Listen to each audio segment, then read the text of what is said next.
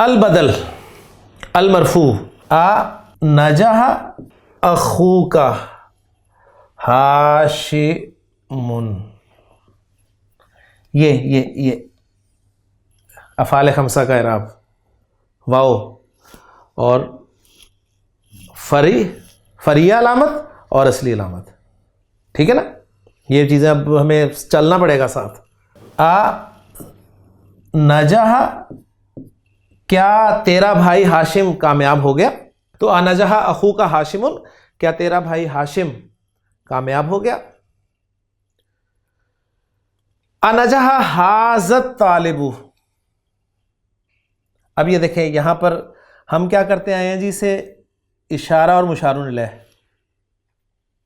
اب یہ اس کتاب میں اور گرامیٹیکل انالیسس آف قرآن میں آپ دیکھیں گے کہ الطالب کو بدل کہا جائے گا ھذا سے.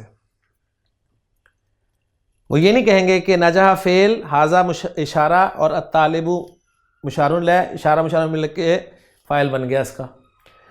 وہ کہیں گے ھذا فاعل اور الطالب بدل ھذا سے. منصوب جی، اعرف اخاک الف، ٹھیک ہو گیا، اور ہاشمن یہ بدل ہو گیا اخا سے. اعراب نصب ہے، یہ بھی نصب ہے اخا بھی. ہم نے ویسے یاد کر لیا تھا کہ اخو اخا اخی ہوتے ہیں، بس یہ یاد کر لیں، ٹھیک ہے نا.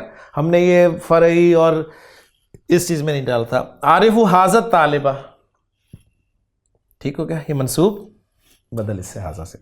المجرور این غرفۃ اخیک یا ہاشم، بالکل چر میں آ گیا. اصلی علامت اور فرعی علامت. این غرفۃ ھذا الطالب، اب ھذا مبنی ہے، ٹھیک ہے. تو یہ یہاں پر ھذا کو کہیں گے محلاً مرفوع فی محل رفع فی محل نصب فی محل جر.